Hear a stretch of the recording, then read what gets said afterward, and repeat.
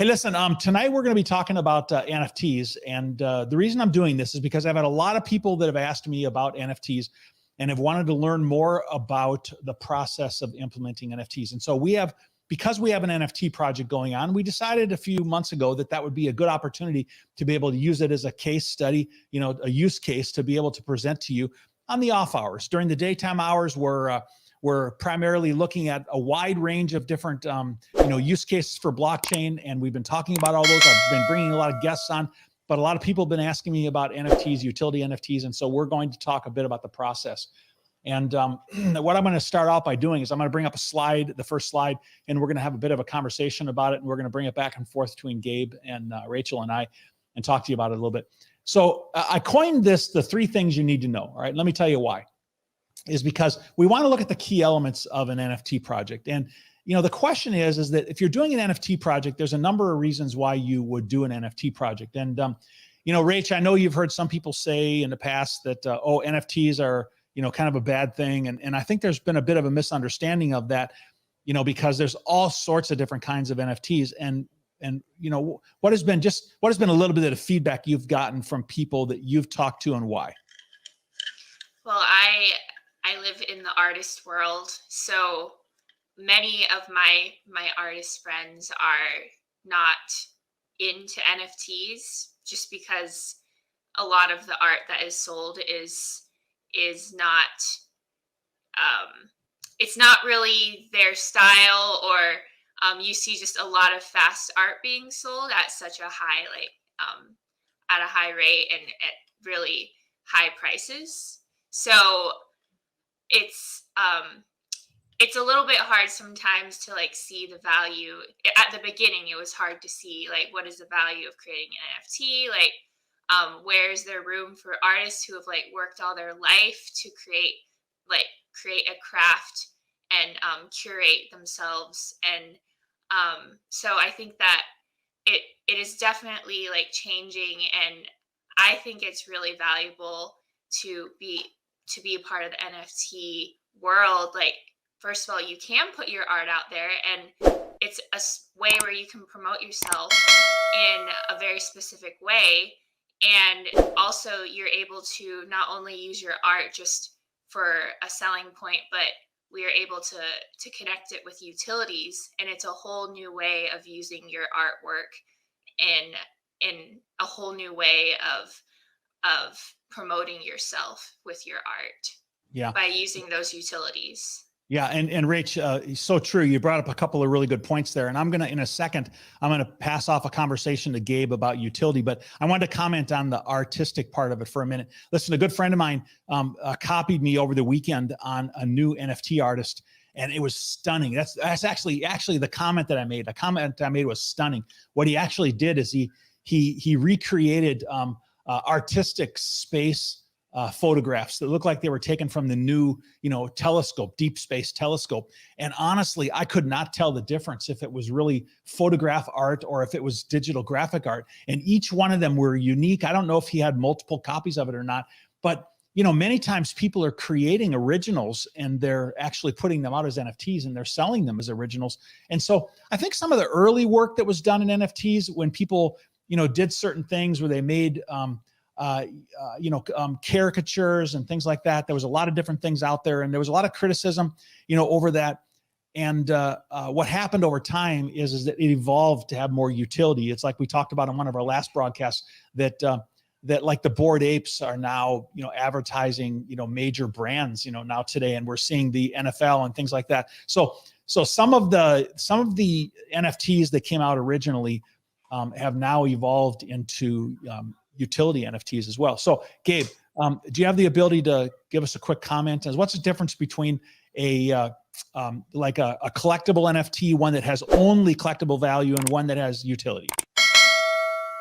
Yeah. So, like we were talking about earlier, a lot of these NFTs are sold on OpenSea, and they're bought and sold and traded, just solely on the value, or on the price. But there are NFTs out there and companies that are implementing NFTs that have some sort of, like you were saying, utility attached to it, and so they serve some sort of function. This could be we went over a few different companies and their utility NFTs.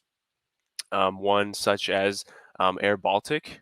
Mhm. They launched some NFTs, and they had some utility being added to that, where they were going to be using loyalty programs, and some I can't remember what was the what was Well, the Gabe, you may not have even seen it today, but they actually released on their Discord today.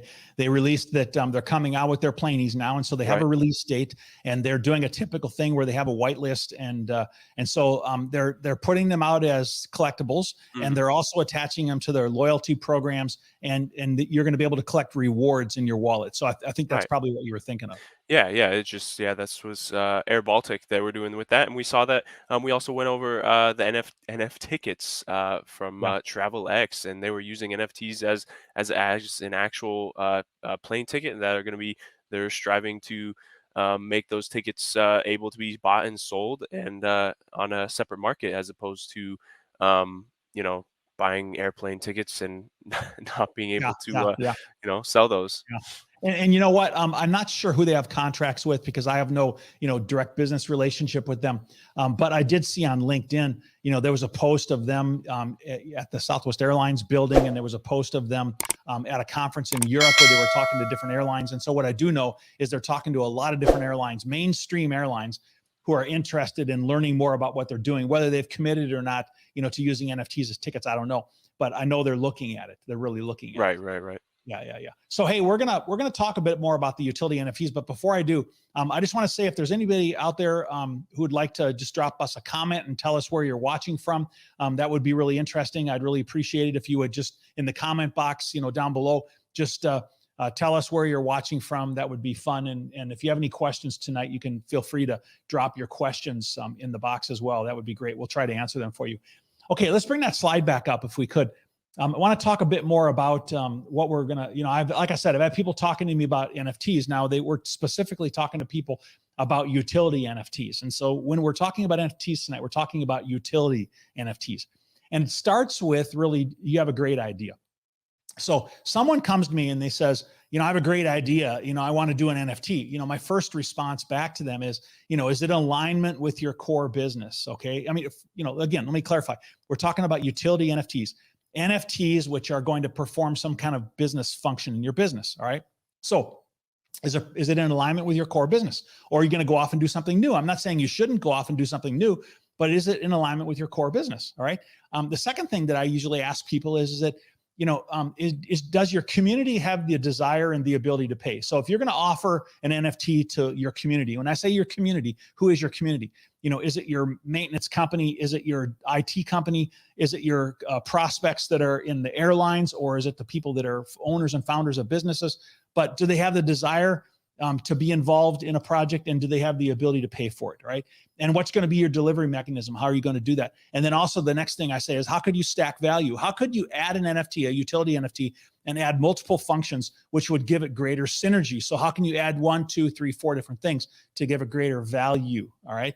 And so let me ask the two of you, Gabe and Rachel, is that, like if you were looking at NFTs and you were trying to, look at business value, any thoughts on, like if you were looking at our business, for example, is that we offer certain products and services, what new products and services might we be able to provide if we stacked them in an NFT? I mean, what are your thoughts on that? Either one of you.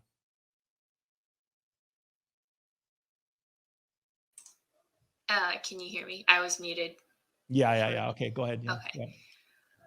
Well, I mean, it's something that we're doing right now, right?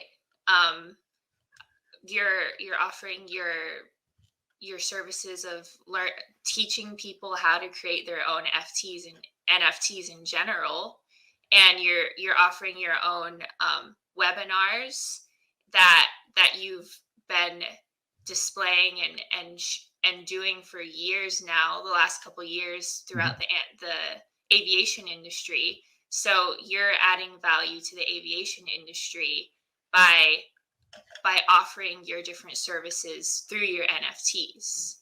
Yeah. So by bundling them together, we can now, take this utility of this NFT and say, hey, rather than having like procuring a service, for example, we can attach those services to this NFT. And Gabe, I know that one of the things that we're doing in there is we're adding, like technical training, and we have people that have already committed to do training that have been on my broadcast. How interesting is it for someone who's, wanting to advance their technical career to be able to have access to these kind of experts? What are your thoughts on that?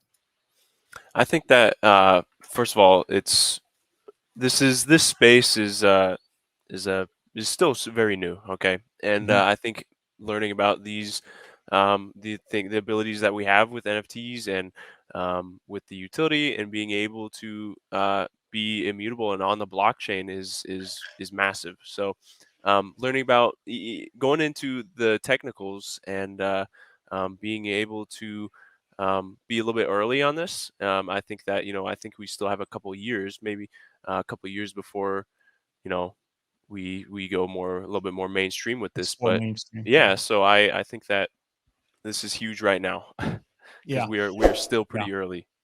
Yeah, and the other thing I want to add too is that one of the creative things that we added to it is that we're giving the ability to resell the NFT. So, for example, you might be using it, and then if you say I'm not really using this anymore, we're allowing people to resell it. And so the reality is that you can acquire an NFT to get the business's products and services, and it retains the majority of the value, in that NFT, and then you can resell it to somebody else, and then you can actually get liquidity out of it, and somebody else can get benefit from it.